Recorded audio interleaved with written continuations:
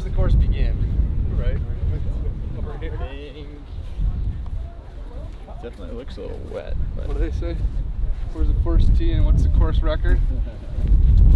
Time to find out.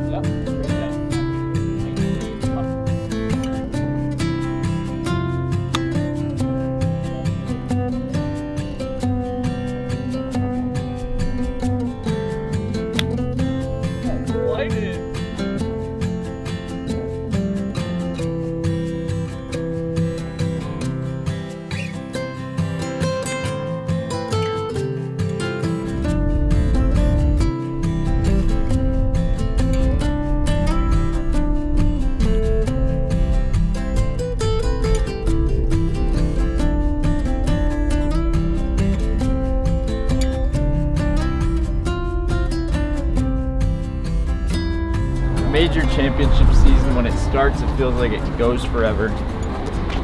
Now, just another few hours. What do you think, boys? I feel bad for Scotty Scheffler. I feel like he deserves one major this year and he's not going to get one. He's playing with Brooks Koepka today, and it's weird to see two guys like that playing basically an irrelevant round of golf on Sunday morning, kind of knowing how important what happens later in the day is. You know, the best part about our job is getting to go around all these different places and see all these cool things. So there's part of me that's just sad that like this part of the season is over, honestly.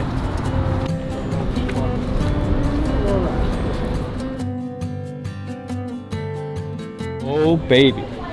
Okay. Eat your heart out, McDonald's. Oh my God, you almost went through that thing. Think we're good. Still, I'm not ruling it out. Let's not bounce. No. Let's not bounce. Big Sean indeed, eh? Daddy likes his bacon baps. I think the thing with majors is like when we talk about players, we think about their careers, we think about their legacies. We kind of dish out, oh, here's how many majors we think so and so should have. Oh yeah, he'll win more. He'll definitely win more. Yeah. And then you kind of realize like, well, maybe Brian Harman's gonna win this one. That means Rory doesn't get one.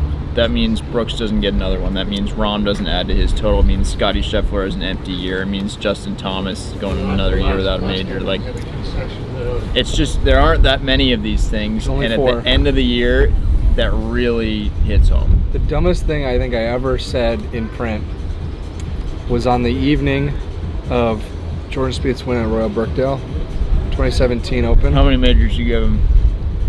I gave him 12. Oh my God.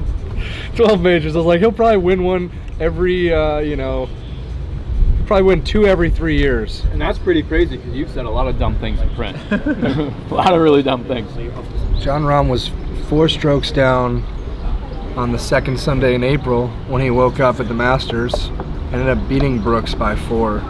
I think there's something to that, Josh. When you feel like he's out in front of you, he's a hard guy to kind of outpace. But I don't know. Cam Young seems to be doing it.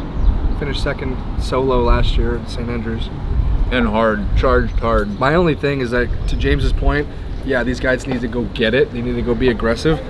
Sometimes these golf courses don't accept that, right? You can be aggressive the entire time and it works for 8 holes. Totally. And then suddenly you find one of these bunkers on the 9th hole, you make a double bogey, you've lost all your momentum. Brian Harman is just laughing as he's plotting low ball flight, running through the fairway. And it's like, well, why do you force it? Why do you get so aggressive? Because he had to.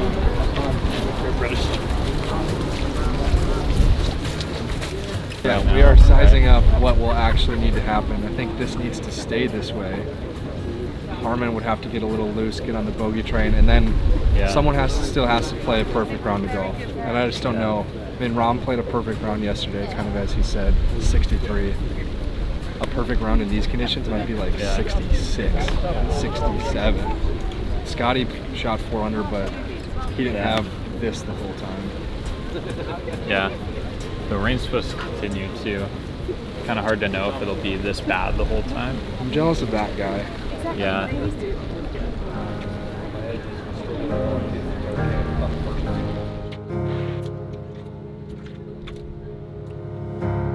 What's funny is I think as like golf writers, golf fans, we want to see these guys get tested by the conditions. Give us some tough golf, and then it gets to this, and they're like, oh, I want to be inside. I don't like this at all.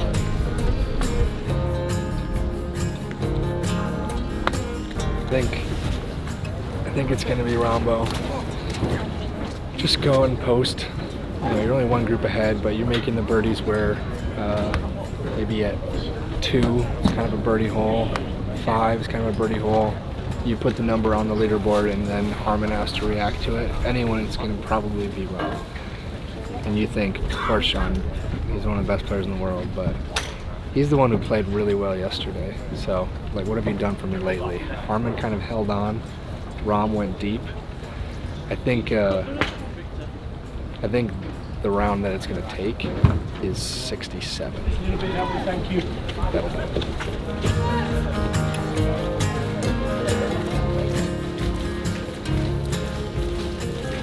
Over the last 2 years, would I have loved to have picked one of those off that I finished up there? Absolutely. But every time I tee it up, or most times I tee it up, I'm right there. So I can't sit here and be too frustrated. My game's in you think about my performances in the majors between like 2016 and 2019. It's a lot better than that. So I'm optimistic about the future, and just got to keep plugging away. Some love of the game stuff. Well, love actually might be too simple a word, but yeah, your open's over. It's raining sideways, and everyone's teed off. You just head to the chipping green for some work. That is, dedication, but also, I guess that's just the difference between him and us.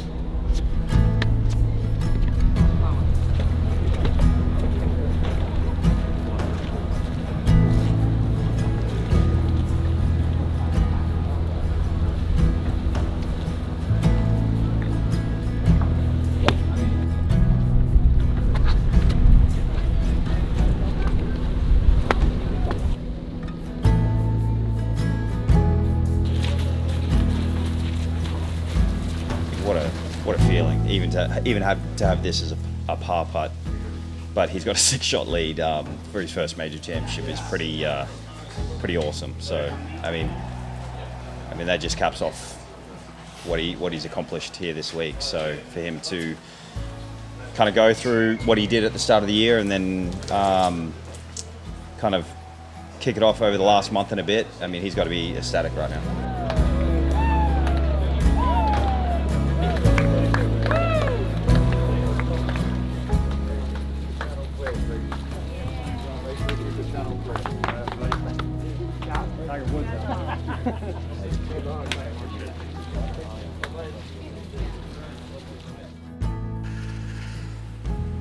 I've always had self-belief that I could do something like this. It was just, when it takes so much time, it's hard not to let your mind falter. Like, maybe I'm not winning again. I'm 36 years old, game's getting younger, all these young guys coming out, hit it a mile, and they're all ready to win. Like, when is it going to be my turn again? And it's been hard to deal with. I think someone mentioned that I've had more top tens than anyone since 2017. So that's a lot of times, like, where you get done and you're like, damn it, man, like, I had that one. It just didn't happen for whatever reason. So to come out and put a performance like that together, like start to finish, just had a lot of control. I don't know why this week, but I'm very thankful that it was this week. What do we think, gents? I just want to quote John Rahm at the moment. He said, he shot 13 under. There was nothing that we could do. What T2, just looking at the leaderboard, the big gold leaderboard right now. Yeah. T2 to Sepp Straka, best finish of his life. Guy's a happy boy right now. Yeah. Gonna get a bunch of Ryder Cup points. probably going to be on that Ryder Cup team. T2 for Jon Rahm, like you said. At this point, Yeah. it's great, but ultimately disappointing because he didn't win. He plays all of his tournaments to absolutely win. And then like in the middle of them was Jason Day. His ascent back into form this year has been great, but at this point he can only think about having that one career major. Which is crazy. Jason Day has not finished in the top 30 of a major since 2020. Yeah. He's missed 5 of his last 9 cuts at majors. Here he was finishing T2 and he was watching Harman finish out on 18, like as he was standing in the media area. He was like standing at the microphone and he just kind of was distracted and he said, man, what a feeling.